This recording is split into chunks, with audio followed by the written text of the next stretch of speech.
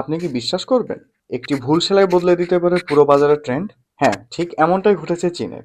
চীনের এক কারখানায় ভুল করে তৈরি হওয়া একটি খেলনা এখন চীনের লাখো মানুষের জন্য হয়ে উঠেছে আবেগের প্রতীক। চীনের ঝেজিয়াং প্রদেশের ইয়োইউ শহরে রয়েছে ইয়োইউ ইন্টারন্যাশনাল সিটি ট্রেড নামের বাজার, যা বিশ্বের সবচেয়ে বড় পাইকারি বাজারগুলোর একটি। চীনা নববর্ষের আগে এখানে থাকে মানুষের উপচে পড়া ভিড়। লাল রঙের নানা সাজসজ্জার মাঝেই একটি ঘোড়া হঠাৎ নজর কাড়ে সকলের। কিন্তু এটা হাসছে না, মুখ নিচের দিকে ঝুলে আছে, চোখ বিষণ্ণ, মনে হচ্ছে কাঁদছে। এই খেলনাটি আসলে নববর্ষ উপলক্ষে হাসি মুখের ঘোড়া হিসেবে তৈরি হচ্ছিল, কিন্তু কারখানার এক শ্রমিক অসাবধানতায় ঘোড়ার মুখ উল্টো দিকে সেলাই করে ফেলেন। ফলে হাসির বদলে তৈরি হয় কান্নার মতন এক অভিব্যক্তি।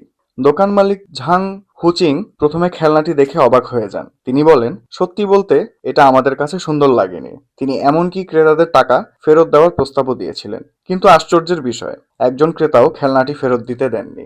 বরং কিছুক্ষণের মধ্যেই দোকান মালিক অনলাইনে নিজের দোকানে সেই ঘোড়ার ছবি দেখতে পান। সোশ্যাল মিডিয়ায় মুহূর্তেই ভাইরাল হয়ে যায় এই খেলনা। নেটিজেনরা নাম দেন ক্রাইং হর্স বা কান্নারত ঘোড়া। অনেক তরুণ কর্মজীবী বলেন, অফিসের কাজ করার সময় আমাদের মুখও ঠিক এমন থাকে। ডেডলাইন, চাপ, বসের মেসেজ সব মিলিয়ে ক্লান্ত মুখ। আর কাজ শেষে তখন আমরা আবার হয়ে উঠি হাসি মুখের মানুষ। এই কান্নারত ঘোড়াই যেন আধুনিক কর্মজীবী মানুষের মানসিক চাপ আর বাস্তবতার প্রতিচ্ছবি। চাহিদা বাড়তে থাকায় দোকান কর্তৃপক্ষ সিদ্ধান্ত নেয় এই ভুল ডিজাইনটি তারা নিয়মিত উৎপাদন করবে।